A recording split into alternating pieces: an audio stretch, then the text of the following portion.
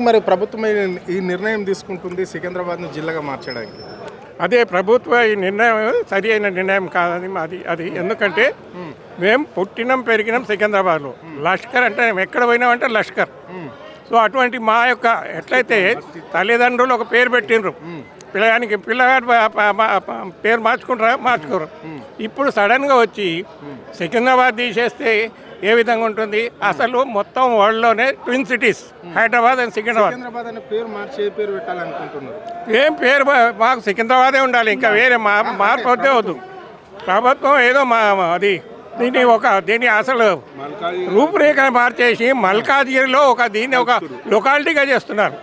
Such big Secunderabad అంటే ఇక్కడ arts college ఉన్నాయి, పరేడ్ గ్రౌండ్స్ ఉన్నాయి, ఇవన్నీ ఉన్నాయి. అటువంటి పెద్ద సమూహాన్ని తీసుకెళ్ళి దాంట్లో ఒక డివిజన్లో ఒక భాగంగా చేస్తే ఎట్లా ఉంటుంది?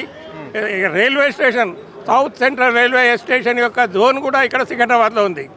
సెంట్రల్ రికార్డ్స్లో కూడా సికింద్రాబాద్ సౌత్ సెంట్రల్ రైల్వే. అటువంటి ప్రముఖమైన ఈ పేరును మామూలుగా ఏదో ఒక జోన్లో కలపడం అంటే చాలా వాస్తవానికి దూరంగా ఉన్న ప్రభుత్వం యొక్క నిర్ణయం. కాబట్టి ప్రభుత్వం ఈ నిర్ణయాన్ని మార్చుకోవాలని ప్రభుత్వంతో ప్రత్యేకంగా మేము కోరుకుంటున్నాము.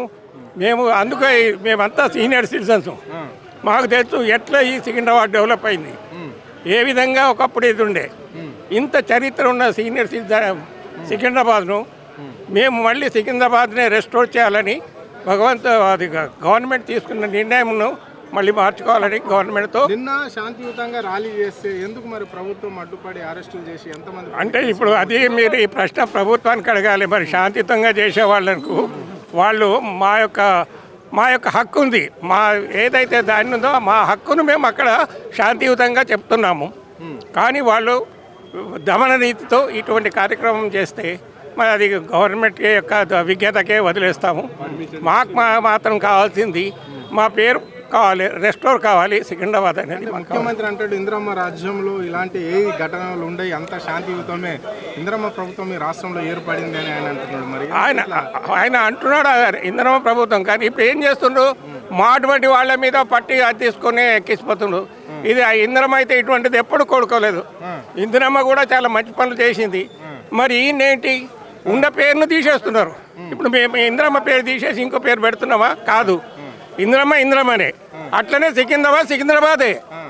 అది సికింద్రాబాదే. దాన్ని మారుస్తా అంటే ఎట్లా? అది చాలా తప్పుడు నిర్ణయం. కాబట్టి గవర్నమెంట్కి మేము ఎంత రిక్వెస్ట్ చేసేది ఒకటే, ఇది మన సికింద్రాబాద్ పేరే రెస్టోర్ చేయాలని గవర్నమెంట్ డిమాండ్ చేస్తున్నాం. చెప్పండి సార్, ఎట్లా చూస్తారు మరి ప్రభుత్వ నిర్ణయాన్ని? చాలా ఇది అన్యాయం అండి. ఎందుకంటే ముఖ్యంగా ఈ నిర్ణయం తీసుకోవడం మా సికింద్రాబాద్ ఇది మా అస్తిత్వాన్ని కోల్పోయినట్టుగా ఉంటుంది. ముఖ్యంగా ఇది సికింద్రాబాద్ అంటే మీకు అసలు ఇప్పుడు ఎక్కడ చూసినా ఈ twin cities Hyderabad Secunderabad twin cities అన్నది ఎన్ని రోజుల నుంచో ఎన్నో సంవత్సరాల నుంచి ఈ ట్విన్ సిటీస్ని తీసుకెళ్ళి ఏదో మల్కాజ్గిరిలో కలిపి మమ్మల్ని ఏదో చిన్న లొకేషన్ దాంట్లో కలపడం అంటే చాలా అన్యాయం. ఇది కావాలని కుట్ర పని చేసిన పని ఇది, అంతే తప్ప వేరేది దీని గురించి బెనిఫిట్స్ వాళ్ళకు కూడా లేదు. అయిన తర్వాత మా అస్తిత్వాన్ని కోల్పోవడం మేము 100% ఒప్పుకోము దీనికి. అయిన తర్వాత ఇప్పుడు సికింద్రాబాద్ అంటే పరేడ్ గ్రౌండ్స్ కానీ సికింద్రాబాద్ స్టేషన్ కానీ తర్వాత ఇంకా వేరే అసలు సికింద్రాబాద్ అంటేనే ఇవన్నీ గుర్తుకొస్తాయి. అయితే అట్లాంటిది ఇప్పుడు మీరు తీసుకెళ్ళి ఏదో మల్కాజ్గిరి దాంట్లో వేయడం అంటే ఎంత అన్యాయం అంటే ఇది అసలు పూర్తిగా చాలా చాలా తప్పిది. ఇది మా అస్తిత్వాన్ని మేము కోల్పోదలుచుకోలేదు. 100% దీనికి మేము పూర్తిగా ఇది రెస్టోర్ అయ్యే వరకు కూడా తప్పకుండా మేము దీన్ని కొనసాగిస్తాం. ఇంకా గవర్నమెంట్ తప్పకుండా దిగి చేయించాలి. మీరే చూడండి, నిన్న శాంతిగా మేము ప్రొసెషన్ చేస్తాము అంటే అసలు ముందు పర్మిషన్ ఇచ్చి రాత్రి 10:40కి దాన్ని క్యాన్సిల్ చేయడం అంటే ఎంత అన్యాయం ఇది. ఇప్పుడు 10:40కి క్యాన్సిల్ చేసి గవర్నమెంట్ నిర్ణయం తీసుకోవడం చాలా తప్పిది. అయిన తర్వాత మాలాంటి సీనియర్ సిటిజన్స్ ఇప్పుడు మేమంతా ఏదో పోయి నార్మల్గా ప్రొసెషన్లో ఏ గొడవ లేదు, ఏమీ లేదు. అయినా కానీ మమ్మల్ని తీసుకెళ్ళి బళ్ళలో ఎక్కించి దౌర్జన్యాలు చేయడం అంటే చాలా తప్పండి ఇది. అది అంటున్నారు కానీ అనడం వేరు, చేతలు వేరున్నాయి. ఇప్పుడు అనడం వేరు కానీ చేతలు మాత్రం వేరున్నాయి. మరి సరే మీరు అంటున్నారు చాలా బాగుంది, మేము కూడా ఇందిరమ్మ అంటే చాలా ఇష్టపడతాం, పర్లేదు. ఎందుకంటే ప్రజా ప్రభుత్వంలో ప్రజలకు ఎలాంటి ఇబ్బందులు ఉండొద్దు. డైరెక్ట్ గా నేరుగా మంత్రులు, ఎమ్మెల్యేలు, ఎంపీల దగ్గరికి అవసరమైతే ముఖ్యమంత్రి దగ్గరికి రావాలి అని చెప్పేసి ముఖ్యమంత్రి ప్రకటన చేస్తుంటాడు కదా. మరి ఇలాంటి ఇప్పుడు మీరు పెన్షన్ తీసుకునే వయసులో మీరు వృద్ధాప్యంలో మిమ్మల్ని అరెస్ట్ చేస్తే ఏమొస్తుంది? ఇది ఎంత అన్యాయం మీరే చూడండి, మీరే చూశారు నిన్న. అసలు ఏ మాత్రం ఎక్కడైనా గొడవ ఉందా? ఏమైనా ఏ మాత్రం ఎవరైనా షాప్లకు కానీ ఏదైనా బలిమి చేయడం, బంద్ చేయడం, లేకపోతే ఇంకేదో గొడవ చేయడం, రాస్తా రోకులు ఏమీ లేదు. అయినా కూడా ప్రతి వాళ్ళని దౌర్జన్యంగా బళ్ళల్లో ఎక్కించి 12-1 గంట దాకా 2 గంటల దాకా పోలీస్ స్టేషన్లలో కూర్చోబెట్టి ఇదంతా దౌర్జన్యం చేశారు. కానీ ఇది చాలా తప్పు. ఇది పూర్తిగా రెస్టోర్ అయ్యేదాకా మేము ఊరుకునేది లేదు. నిన్న ఎంతమంది పైన కేసులు నమోదైనాయి? ఎంతమందిని అరెస్ట్ చేశారు? చాలా మందిని అరెస్ట్ చేశారు. ఇప్పుడు మా ఎక్స్ కార్పొరేటర్ గారు ఉన్నారు, శేషకుమార్ గారు. ఇప్పుడు ఆమె అమీర్పేట ఎక్స్ కార్పొరేటర్. ఆమె ఎంత డైనమిక్ అంటే అసలు మీరు ఎంతో అసలు మేమంతా ఉన్నాం. మమ్మల్ని బలిమిటికి ఆమెను ఎక్కించిన బడిలోని మమ్మల్ని కూడా ఎక్కించడానికి చాలా ప్రయత్నించారు. ఇప్పుడు సార్ ఉన్నారు, సార్ రిటైర్డ్ ఐఆర్ఎస్. మేమంతా అన్నగారికి సీనన్నకి మేము సపోర్ట్ చేసేవాళ్ళం. మేమంతా హోల్ హార్టెడ్గా సపోర్ట్ చేస్తాం. ఈ కాజ్ ఏంటంటే మేము చేసేది ఏంటంటే పార్టీ కాదండి. ఇప్పుడు ముఖ్యం మా అస్తిత్వాన్ని కోల్పోవడం మాకు ఇష్టం లేదు. సికింద్రాబాద్ అంటే మా సొంత తల్లిదండ్రులు లాంటిది. అట్లాంటిది మేము అస్తిత్వం కోల్పోవడం ఇంపాసిబుల్. ఇది పూర్తిగా రెస్టోర్ అయ్యేదాకా, గవర్నమెంట్ దిగి వచ్చేదాకా ఊరుకునేది లేదు. ఈ అంశం పైన ఏమైనా కోర్టుకు వెళ్ళారా మీరు? దీని అంశం మీద సార్ అయితే అంటున్నారు ఇప్పుడు తప్పకుండా అది పర్మిషన్ తీసుకుంటారు, కరెక్ట్గా తీసుకొని మళ్ళీ మేము తప్పకుండా పీస్ఫుల్ ఎజిటేషన్ 100% చేస్తాం. Okay, right, thank you. చెప్పండి మేడం, ఎట్లా చూస్తారు ఇప్పుడు సికింద్రాబాద్? మేము ఎవరిని హత్యలు చేయటం లేదు, ఎవరిని దోపిడీలు చేయటం లేదు, ఏం చేయటం లేదు. శాంతియుతంగా మా ఏదైతే హక్కు ఉంటుందో మా ఆత్మగౌరవాన్ని కాపాడుకోవడానికి పేరు మార్చొద్దు, సికింద్రాబాద్ కార్పొరేషన్ ఇవ్వండి అని అడుగుతున్నాం. దానికి ఏదో దొంగల్లాగా లంగాల్లాగా పట్టుకెళ్ళి తోసేసి వ్యానుల్లోకి తోసేసి అరెస్టులు చేసేసి ఒక పట్టాన బయటకు పంపించకుండా టీ కాఫీలు ఏమీ లేకుండా పొద్దున మేము కూర్చున్న వాళ్ళం. మధ్యాహ్నం 2:45 వరకు మమ్మల్ని అందులోనే ఉంచి దొంగల్లాగా ట్రీట్ చేశారు. ఇది మేము తీవ్రంగా ఖండిస్తున్నాం. ఇక ముందు మా హక్కుల్ని మేము కాపాడుకోవడానికి ఎంత దూరమైనా వెళ్తాం.